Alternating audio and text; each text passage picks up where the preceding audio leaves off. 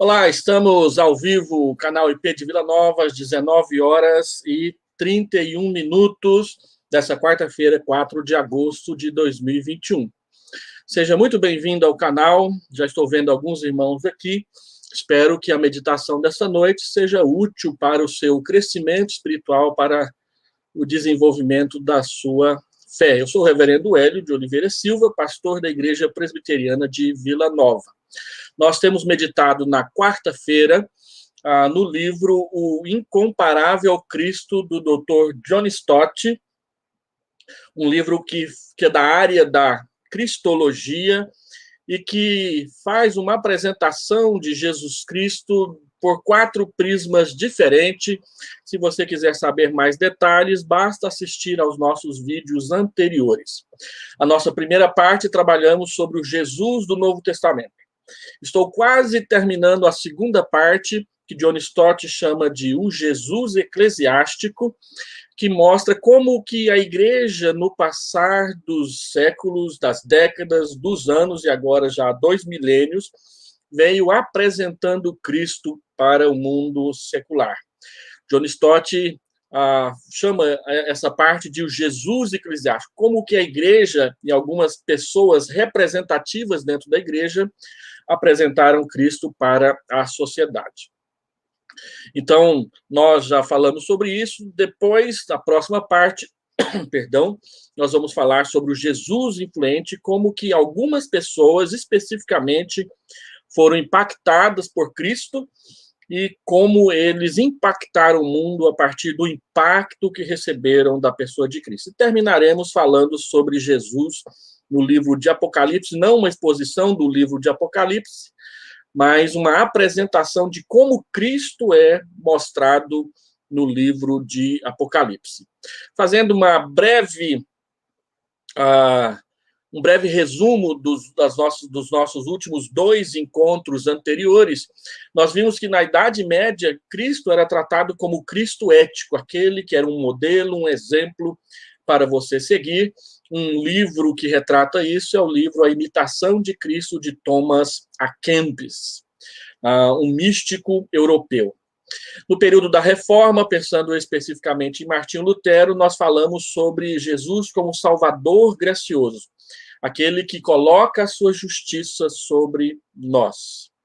Na época do Iluminismo, que negava qualquer característica sobrenatural em Cristo, os racionalistas apresentavam Cristo como um mestre humano, aquele que é um homem fenomenal, mas que não passava de ser um ser humano como qualquer outro, com seu ensino ético para nós aprendermos. Hoje eu quero falar sobre o Cristo trágico, aquele Cristo que foi muito apresentado à Igreja da América Latina no período do colonialismo espanhol, no período das conquistas, e era o Cristo apresentado principalmente pelos missionários espanhóis que vieram para a América Latina e também os missionários, os jesuítas, que vieram para o Brasil, sendo que muitos deles eram formados pela escola espanhola de Inácio de Loyola, que é o fundador dos jesuítas. E boa parte da evangelização católica da América Latina foi feita pelos jesuítas, em grande parte. E eles apresentavam um Cristo como esse da gravura que eu coloquei aqui. Deixa eu ampliá-la para você observar um pouquinho mais. Esse Cristo morto, esse Cristo na horizontal, esse Cristo estático, esse Cristo que muitas vezes, eu não coloquei gravuras nesse sentido aqui, era o Cristo ensanguentado, o Cristo sofredor, aquele que enfrentou a morte dura e foi sepultado em função disso. E aí eu quero explorar 2 personagens da história da igreja, com alguns desdobramentos, que nos apresentaram ou que estudaram Cristo sendo apresentado dessa forma. O primeiro deles foi o missionário presbiteriano John Mackay. John Mackay era escocês, mas ele teve a sua formação teológica de pós-graduação na Espanha. porque ele queria ser missionário para o mundo latino. E ele foi missionário em Lima, no Peru, em Montevidéu, no Uruguai, e depois na cidade do México, a capital do México.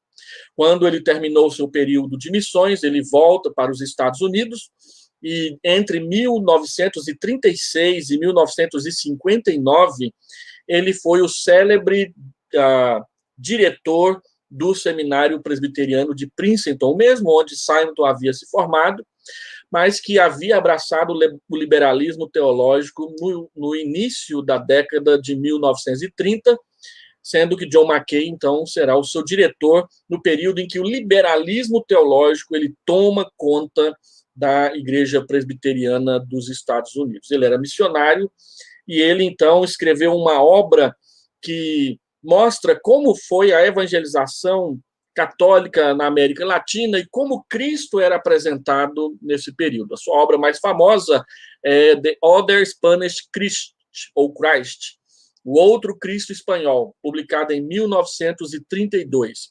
Esta obra foi um estudo sobre a história espiritual da Espanha e da América Latina, América de fala espanhola. Essa obra apresenta Cristo de forma trágica. Ele é o Cristo, ele mostra como era o catolicismo que os espanhóis apresentavam aqui na América Latina.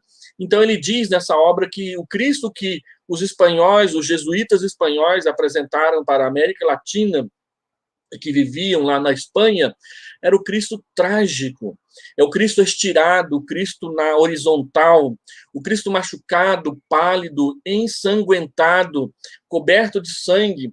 Figuras de vários Cristos apresentavam Cristo retorcido com a morte, prostrado, e que, lutando contra a morte, sucumbiu a ela. Morto para sempre.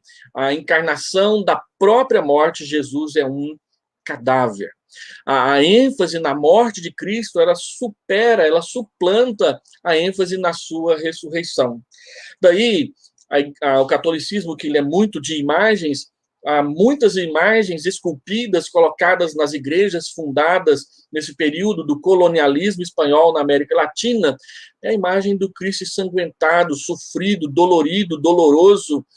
Eu me lembro que eu visitei uma igreja católica em Pilar de Goiás, que é desse período de 1736, o período ali das conquistas e, por fim, da libertação da América Latina, e numa sala tinha um Cristo crucificado, carregando a cruz, todo cheio de sangue, do outro lado um Cristo deitado, todo cheio de sangue, representando a figura do chamado Santo Sudário.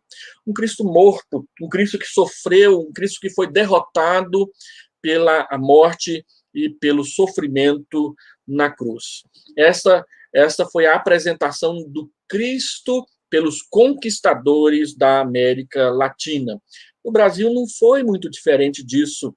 Há uma ênfase no sofrimento, na sexta-feira da paixão, e não na manhã gloriosa da ressurreição do nosso Senhor Jesus Cristo. John Mackay, então, mostra que o cristianismo espanhol e latino ele foi embebido dessa figura trágica do nosso Senhor Jesus Cristo. Segundo John Mackay, na religião espanhola, Cristo vem sendo o centro de um culto de morte, sobre quem, na infância, é indefeso, e na morte trágica, preside a Virgem Maria.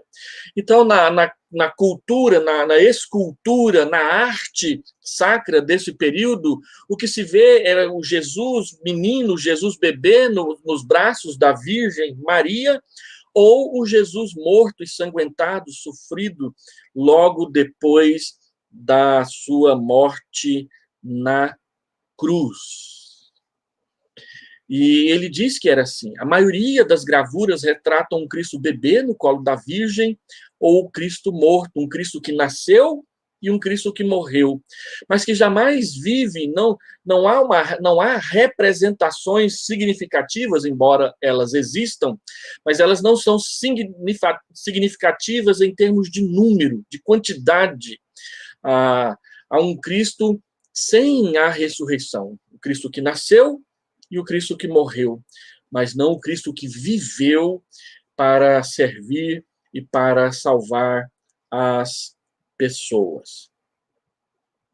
E esse retrato alternativo do Senhor Jesus Cristo, segundo as pesquisas de John Mackay, ele vem lá do século XIII, da figura de um missionário católico, de um missionário cristão ao meio muçulmano, que é um missionário que eu tenho tido bastante encontros com ele na literatura que eu tenho estudado sobre missões ultimamente, que é ele chama aqui de Ramon Lúlio, mas que aparece nas literaturas traduzidas em português pelo nome de Raimundo Lúlio, ou em inglês Raymond Lúlio, ou Raimundo Lu, com 2 L's mudos no final.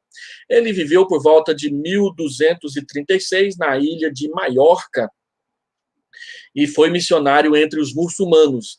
O mundo cristão tem descoberto Raimundo Lúlio exatamente por causa dos últimos embates e entraves do cristianismo com o mundo muçulmano. Quem quer ser missionário na janela 10 por 40, por exemplo, Raimundo Lúlio se tornou uma leitura obrigatória, uma biografia que é preciso conhecer. E ele era também um dos místicos europeus do século XIII.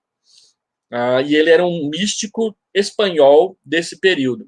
Ele era missionário e ele defendeu e desenvolveu as chamadas 3 leis de Raimundo Lúlio. Provar, em definitivo, a falsidade do muçulmanismo, fundar escolas de línguas missionárias, que na literatura fala que eram escolas para aprender bem o árabe.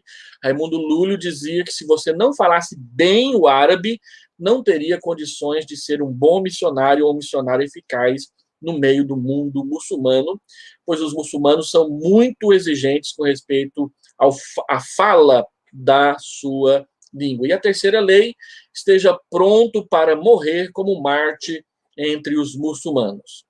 Ou seja, estude bem a apologética para apresentar o cristianismo ao muçulmano, aprenda bem a língua, a cultura da fala, da linguagem dos muçulmanos e esteja pronto para morrer em meio a eles.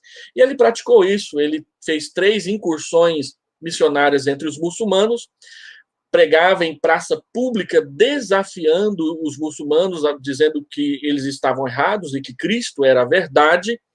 Foi preso e expulso nas 2 primeiras tentativas, e na 3ª tentativa, no norte da África, se eu não me engano, ali na região da República do Mali ou da Argélia, ele foi apedrejado por uma súcia de muçulmanos bastante irritados na praia. Eles não quiseram expulsá-lo, eles preferiram apedrejá-lo ali mesmo. Então, ele é uma leitura obrigatória. E Raimundo Lúlio, ele apresenta Cristo como esse que sofre pelos outros. Daí essa insistência, esteja pronto para sofrer e para morrer entre os muçulmanos. Essa ideia de Raimundo Lúlio se desenvolveu e ela vai alcançar os místicos espanhóis do século XVI, que é o século da Reforma, principalmente São João da Cruz e Teresa d'Ávila, ou Teresa de Ávila. São João da Cruz, ele é muito conhecido por um poema chamado A Noite Escura da Alma, e Teresa d'Ávila pelo livro O Caminho da Perfeição, ambos enfatizando o sofrer por Cristo como a principal característica de um cristianismo eficaz e sadio. Raimundo Lúlio dizia o seguinte: a imagem do Cristo crucificado encontra-se mais em homens que o imitam no caminho diário do que no crucifixo feito de madeira. Quem não ama, não vive. Aquele que vive pela vida, vida com letra maiúscula, a vida eterna, não pode morrer. Então, a ênfase estava na imagem do Cristo crucificado, daquele que sofria pelos outros, para exatamente dizer que esteja pronto para sofrer e morrer como Marte no meio do campo missionário, na evangelização daqueles que são pagãos ou daqueles que são anticristãos. E essa figura influencia todo o cristianismo do período do século XVI, que é o período do colonialismo espanhol e português, das viagens, das grandes descobertas e tudo isso. O outro nome que eu gostaria de falar, e eu vou trazer uma pequena conclusão a respeito dos anteriores daqui a pouco, é Gustavo Gutierrez. Gustavo Gutierrez apresentava Cristo como o libertador social. Ele viveu na década de 70 e é um dos proponentes da chamada teologia da libertação, que teve a sua maior força exatamente na América Latina e aqui no Brasil. O Novo Testamento mostra que Cristo nos liberta. Não é incomum você ler no Novo Testamento a palavra libertação ser apresentada com o mesmo sentido de salvação. E conhecereis a verdade, e a verdade vos libertará, João capítulo 8 e versículo 32.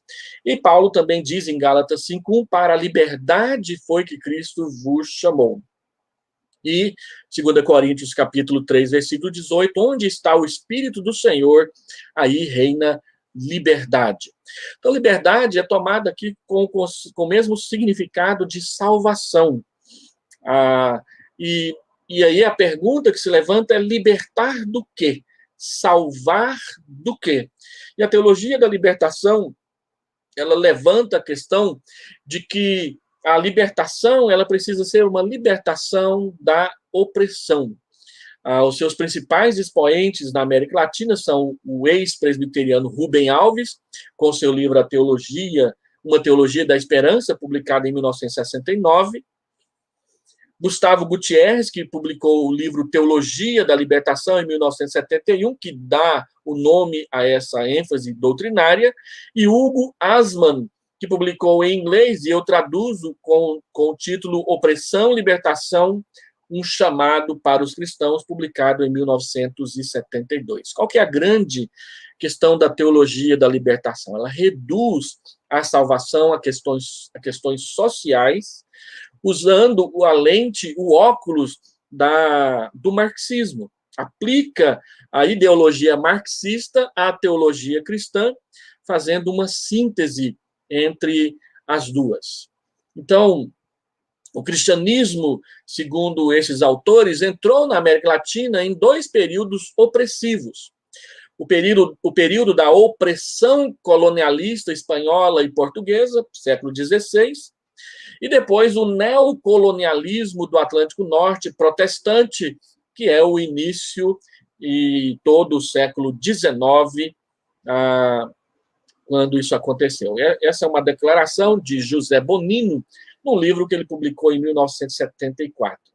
Ou seja, a América Latina, ela foi cristianizada dentro do arcabouço, dentro do contexto de opressão, e o cristianismo aqui desenvolvido sempre foi um cristianismo do oprimido, do pobre e daquele que é explorado por aqueles que se acham os colonizadores do mundo moderno. A teologia da libertação, então, reduz a salvação a apenas libertação social. Salvar é salvar de qualquer tipo de opressão social. E salvar, na verdade, é salvar das discriminações de casta, de raça, de sexo e de orientação sexual, que é o que nós temos visto contemporaneamente no feminismo e nas chamadas teologias de libertação. A grande questão, então, colocada aqui é que o cristianismo bíblico prega que as diferenças sociais, raciais e ideológicas, elas são irrelevantes, elas não importam. Quando você vê os movimentos de Martin Luther King, por exemplo, que é uma pessoa que nós vamos falar dele mais adiante, nessa série de estudos, ele fala, olha, não é para ser branco e preto, nós queremos que não haja diferença, que haja igualdade social. Então, que haja igualdade para os diferentes. Hoje, o que se prega é que não é que haja igualdade para os diferentes, é que existem os diferentes que são mais iguais do que os outros. E é essa a grande questão contemporânea, inclusive no nosso país, Brasil. A Bíblia diz em Gálatas, capítulo 3, versículo 28, de Sarte não pode haver judeu, nem grego, nem escravo, nem liberto, nem homem, nem mulher, porque todos vós sois um em Cristo Jesus. O que a Bíblia diz é que para a salvação as diferenças não importam. Todos são iguais perante Deus. Todos são seres humanos, pecadores, que carecem da graça de Deus e precisam da sua salvação. Então, a teologia da libertação vem e coloca isso de cabeça para baixo, dizendo que não é a doutrina que importa, mas é a praxis, é a vida prática. E a prática da teologia da libertação não começa com a obediência às escrituras. Ela começa com um compromisso com a luta pela libertação em si mesma. A resposta do Pacto de Lausanne, que foi uma reunião do grupo ortodoxo do protestantismo mundial em 1974, quando a teologia da libertação está sendo apresentada como uma alternativa saudável para o mundo, o Pacto de Lausanne diz que a salvação ela é integral. A salvação não é só para o corpo e nem é só para a sociedade. A salvação é para o corpo e para a alma. A salvação é para o indivíduo e para a sociedade. Depois isso foi desvirtuado nas chamadas teologias integrais, mas a base da teologia integral proclamada por René Padilla, especialmente em Lausanne, em 1974, no Grande Congresso Mundial de Lausanne, é que a salvação é para o homem todo e para todos os homens. E não havia diferença entre um e outro no que diz respeito à riqueza e pobreza, a sexo, a ideologia. Todos são seres humanos pecadores que carecem da glória e da graça e da aprovação de Deus nas suas vidas. Olhando, então, essa questão, eu queria, para terminar esse breve estudo de hoje, eu tenho procurado fazer os nossos encontros de quarta-feira mais breves, para não ficarem cansativos, até porque estamos trabalhando história da igreja. História da igreja, às vezes, é uma névoa nebulosa que poucos conseguem prestar atenção por um tempo. Mas o que nós precisamos aprender dessa questão do Jesus trágico e do Jesus libertador? Quando falamos de Jesus como alguém incomparável, será que o traço do seu sofrimento e o traço da sua ação libertadora são completos numa apresentação da salvação de Jesus Cristo às pessoas? Então, eu queria fazer duas aplicações breves e simples. A primeira delas é que nós não podemos proclamar um Cristo incompleto. Só o Cristo que sofre, ou só o Cristo que nasceu da Virgem Maria, ou só o Cristo que cuidou do pobre, ou só o Cristo que fez milagres, ou só o Cristo que andou sobre as águas. Não, nós precisamos enxergar Jesus Cristo como a palavra de Deus o apresenta para nós e o Espírito Santo o revela nas Sagradas Escrituras. O Jesus Cristo, sem os detalhes de sua vida e serviço ao próximo, não é nada.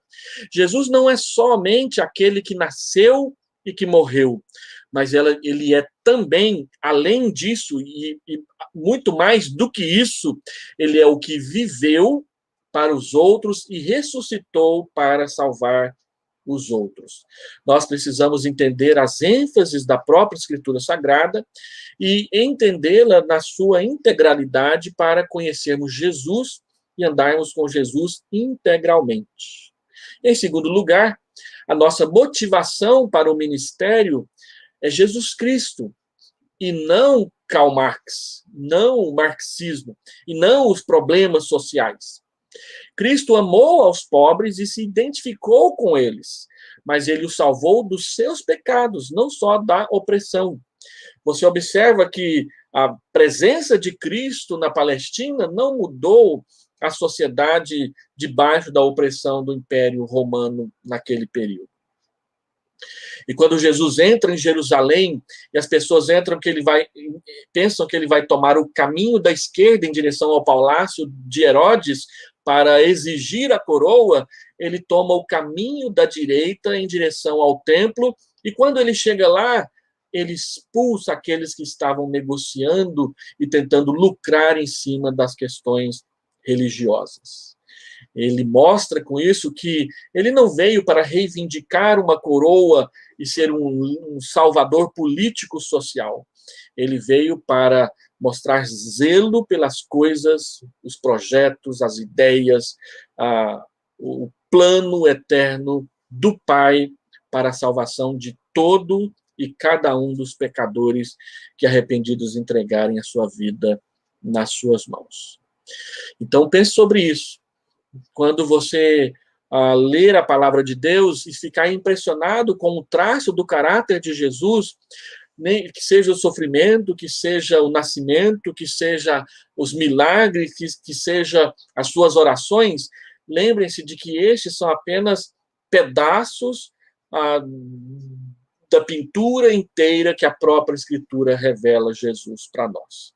É Jesus inteiro que nós queremos conhecer e servir. Não é somente o que sofreu e morreu, não é somente o que nasceu e foi indefeso cuidado pela Virgem, não é somente aquele que andou sobre as águas, não é somente aquele que usou as orraque de cordas, mas é aquele Cristo completo, o Cristo revelado nas Escrituras.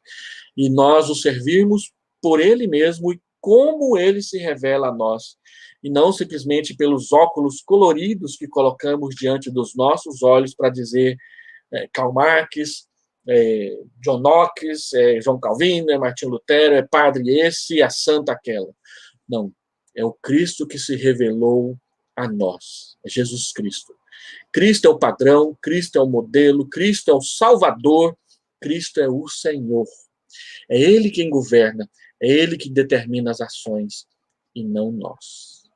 Eu quero, então, agradecer a você que entrou aqui no nosso chat, pela transmissão que está sendo colocada aqui diante de nós, e assim, agradecer e fazer uma oração pedindo a Deus a sua bênção sobre a sua vida, sobre cada um de vocês. Deixa eu mencionar aqui alguns nomes: a Hilda Sayuri, a Marlene de Souza, a Irene Fonseca, o Odraci, o Matheus de Paiva, Diego Novaes, Patrícia Leonardo, Rosângela Pereira, Cléisia e todos os outros que estão aqui também na sala, aqueles que assistirão esse vídeo depois. Que Deus te visite, que Deus te guarde e que você conheça Jesus cada dia na sua vida.